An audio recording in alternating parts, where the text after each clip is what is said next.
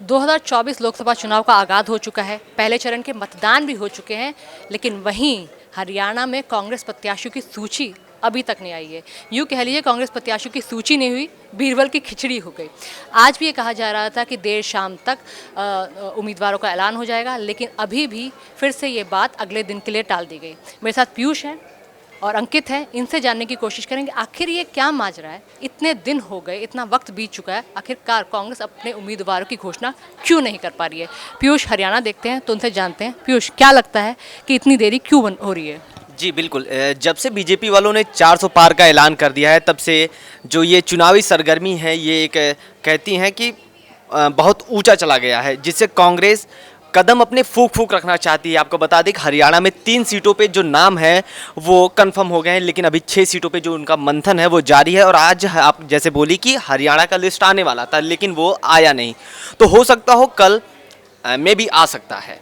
कल की भी उम्मीद की जा रही है, जैसे पिछले कई दिनों से, क्योंकि पहले कहा जा रहा था कि नवरात्रि के दौरान अष्टमी या नवमी को प्रत्याशियों के नामों का ऐलान हो जाएगा, लेकिन नवरात्र बीत गए, उसके बाद और 2 दिन बीत चुके हैं। उसके बाद अब जाके रविवार को उम्मीद की जा रही है कि प्रत्याशियों के नाम का ऐलान हो जाएगा। इसके अलावा मैं बता दूं कि 25 मई को हरियाणा में सभी सीटों पर मतदान होंगे, लेकिन कहीं ना कहीं कांग्रेस प्रत्याशियों के नाम की घोषणा करने में असमर्थ साबित हुई है।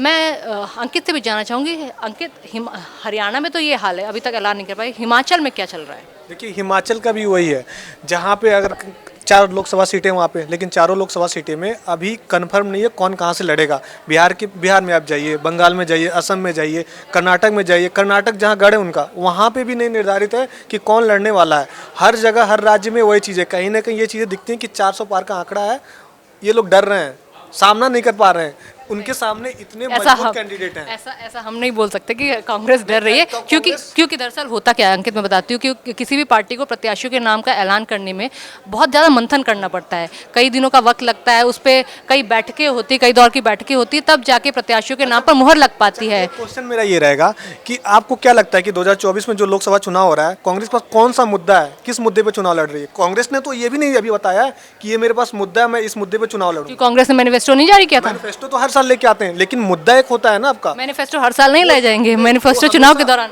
ठीक है, लेकिन वो हमेशा से बोलते हैं गरीबी दूर करेंगे। मैं मुद्दा बता रहा हूँ। आपने बोला राहुल गांधी न्याय जोड़ो यात्रा में उन्होंने कई मुद्दे बताए, जैसे उन्होंने बताया जाति, बेरोजगारी, शिक्षा, तमाम इस तरीके से मुद्दे हैं। और इन्होंने जो है इस पे ईडी पे भी सवाल कुछ उठाए बीजेपी के सामने। और सबसे बड़ा जो इनका मुद्दा है, ये डिक्टेटरशिप खत्म करो। ये सारे मुद्दे कांग्रेस के हैं। मुद्दे तो राहुल गांधी भारत जोड़ो यात्रा के दौरान से उठाए जा रहे हैं, लेकिन सवाल ये है कि ऐसा क्यों हो रहा है कि प्रत्याशियों के नाम की घोषणा करने में, उम्मीदवारों के नाम की घोषणा करने में कांग्रेस को हर राज्य में वक्त लग रहा है। सवाल ये है, मुद्दे बहुत सारे हैं, मुद्दे कांग्रेस के पास भी, मुद्दे भाजपा के पास भी हैं। जब कोई पार्टी का अध्यक्ष ये सारे घोषित करता है चुनाव सीटों पर जो कैंडिडेट हैं, तो उनको बहुत समीकरण बैठाना पड़ता है। जैसे पहली बात, जाति को देखना पड़ता है। दूसरी बात, वहाँ पे क्या चीज़ नहीं है। जैसे एग्जांपल ले लीजिए, कहीं किसी ज़िले में किसी सीट पे बेरोजगारी है, किसी सीट पे गरीबी है, किसी सीट पे जो है कुछ और घटित है, तो वो सारे जात दे करके एक चुनावी समीकरण बनाना पड़ता है। और उस समीकरण पे कौन सा प्रत्याशी खरा उतर रहा है उस सामने वाले अपोजिशन के, वो ये सारी चीजें नहीं, बिल्कुल समीकरण बनाना पड़ता है, लेकिन पीयूष ऐसा भी ना हो कि चुनाव की तारीख नजदीक आ जाए और समीकरण बनाते रह जाए। इतना ज्यादा बना रहे हैं कि 10 साल हो गया, अभी तक इनको ये नहीं पता है किस चीज़ों पे हम चुनाव लड़ेंगे। भाजपा वहीं पे हर चीज़ पे आगे निकल जाती है, प्रचार अभियान उनका बहुत ज़्यादा आगे रहता है।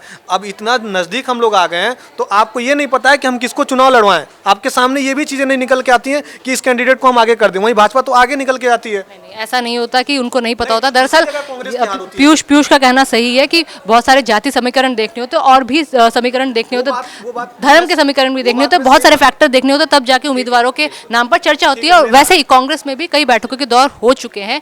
इसके लिए सलमान खुर्शीद और मधुसूदन मिस्त्री को जिम्मेदारी दी गई थी, और उन्हें मल्लिकार्जुन खड़गे जो राष्ट्रीय अध्यक्ष है कांग्रेस को, उन्हें रिपोर्ट सौंपनी थी। और कल वो बिहार के दौरे पर थे, और उससे पहले दिन वो कर्नाटका से आ रहे थे, उनकी फ्लाइट देर हो गई थी, देरी से होने के कारण वो लिस्ट सौंप नहीं पाए थे, लेकिन आज लिस्ट सौंप दी गई है। उम्मीद की जा रही है कि कल हो सकता है रविवार के दिन हरियाणा में कांग्रेस प्रत्याशियों के नाम की घोषणा हो जाएगी। इसके अलावा विधानसभा उपचुनाव भी होने वाले हैं, उस पर भी एक प्रत्याशी के नाम की घोषणा होगी। हाँ बताइए। आपको नहीं लगता कि बहुत ज़्यादा लेट हो गया ऐसी चीज़ें? नहीं, बहुत ज़्यादा लेट नहीं है, क्योंकि हरियाणा में चुनाव 25 मई को है, मतदान 25 मई को, तो पूरा एक महीने का समय है चुनाव प्रचार के लिए भी। लेकिन इन सब के बीच में जितनी पार्टियां हैं देश में वो तो आगे चल रही हैं, चेहरा अपना आगे लेके चल पार्टी रही है। आगे चल रही है या पीछे चल रही है, वो उसका नतीजा 4 जून को पता चलेगा। तो हम उम्मीद करते हैं कि कल कांग्रेस के प्रत्याशियों के नामों की घोषणा हो जाएगी और चुनाव प्रचार के लिए सभी प्रत्याशी ग्राउंड पर जा पाएंगे। नमस्कार।